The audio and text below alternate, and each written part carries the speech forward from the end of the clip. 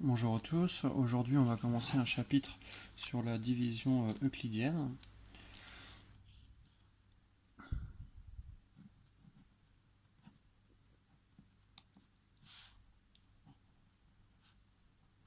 Je vous laisse mettre correctement le numéro du chapitre qui correspond.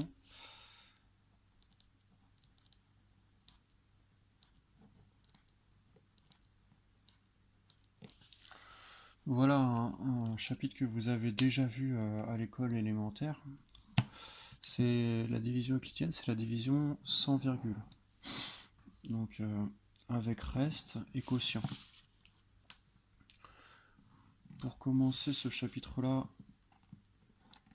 on va parler de la notion de multiple, de diviseur.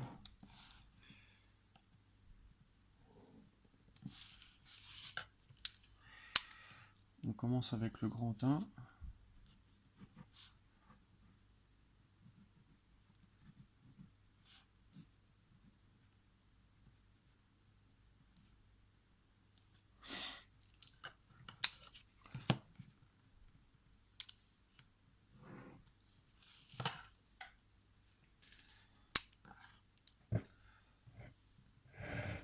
Alors, on dit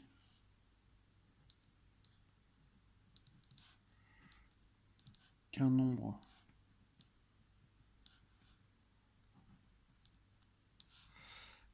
m est multiple d'un autre. Alors, si en gros quoi? En gros, si vous pouvez multiplier pour obtenir m, multiplier deux autres nombres pour trouver m. Donc ça, c'est comme ça qu'on le dit en français. Maintenant, en maths, il va falloir donner une autre lettre à l'autre nombre. Donc je propose de l'appeler k. Si on peut multiplier k par un nombre entier,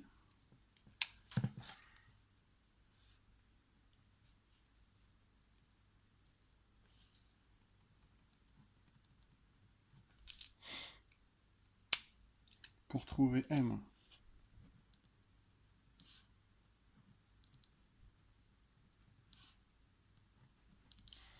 C'est-à-dire,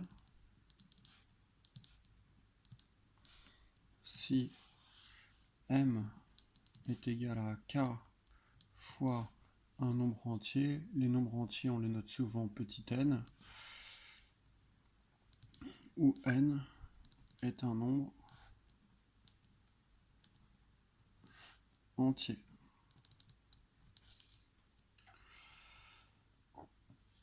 Par exemple,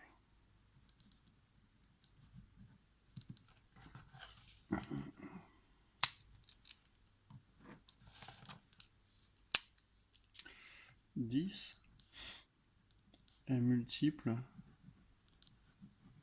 de 5, car on peut trouver 10 en le multipliant par 2.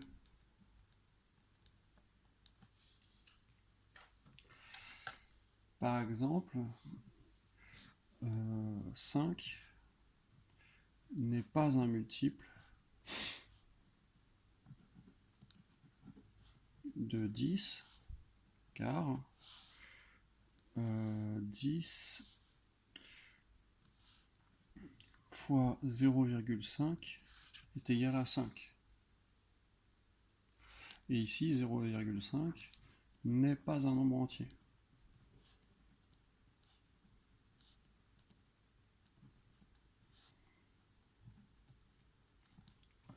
Les multiples les plus connus sont tous les résultats des tables de multiplication. Je prends quelques exemples. 63, 56 sont multiples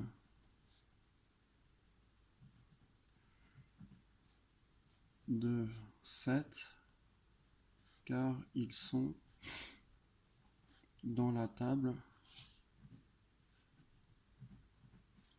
de multiplication de 7.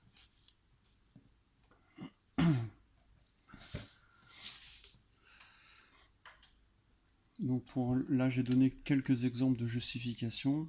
On peut justifier soit mathématiquement en trouvant la multiplication, soit si c'est plus simple, vous avez une table de multiplication qui donne par exemple 63 ou 56. Alors, vous pouvez citer la table auquel ils appartiennent. Si on n'a pas de multiple, dans ce cas-là, il faut préciser qu'on multiplie par un nombre qui n'est pas entier. Voilà les trois types de phrases que vous pouvez être amené à écrire pendant que vous justifiez. Alors, on va voir maintenant la notion de diviseur.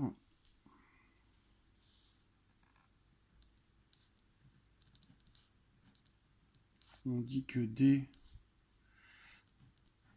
qu'un nombre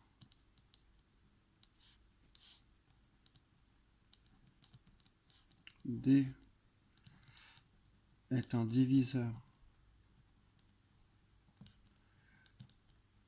d'un autre nombre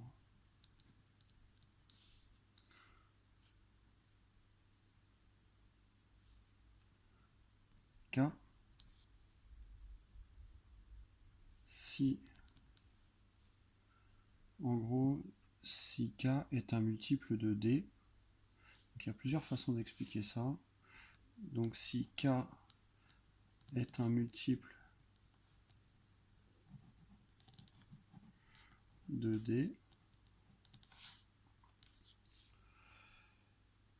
deuxième solution possible, si la division euclidienne en gros vaudra 0, mais ici je peux pas l'écrire dans la définition puisqu'on l'a pas encore vu la division euclidienne, mais théoriquement j'aurais pu le mettre après. Donc si la division euclidienne à un reste égale à 0, je vais quand même le mettre.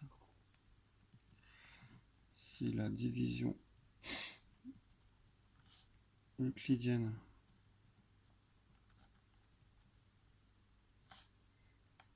à un reste égale à 0. Je vais encadrer les définitions.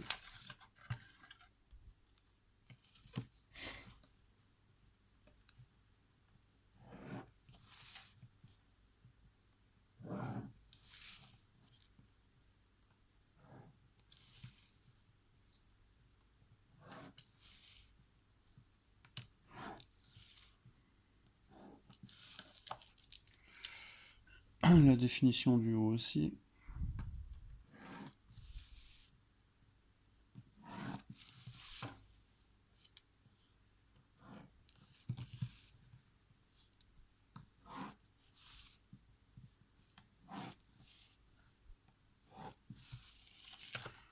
Donc multiples et diviseurs sont deux notions complémentaires l'une par rapport à l'autre.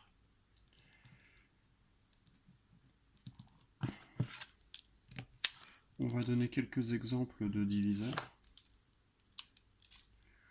Donc premier exemple de diviseur, 5 est un diviseur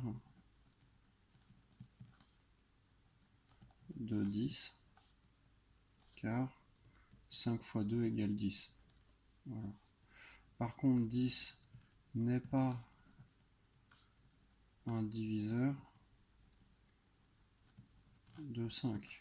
Oui, parce que 10 déjà est plus grand que 5, donc on ne peut pas avoir une division euclidienne qui tombe sur un reste nul.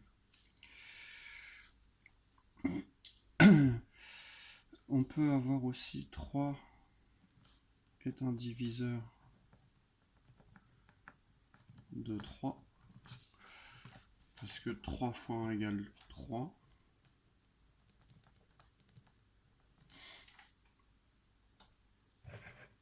Mais attention, 0 n'est pas un diviseur de 3, même si 3 fois 0 égale 0. Alors pourquoi 0 n'est pas un diviseur de n'importe quel autre nombre? En fait, la raison, c'est que si on veut poser la division euclidienne, on ne pourra pas, et la division par 0 n'a aucun sens. Donc la division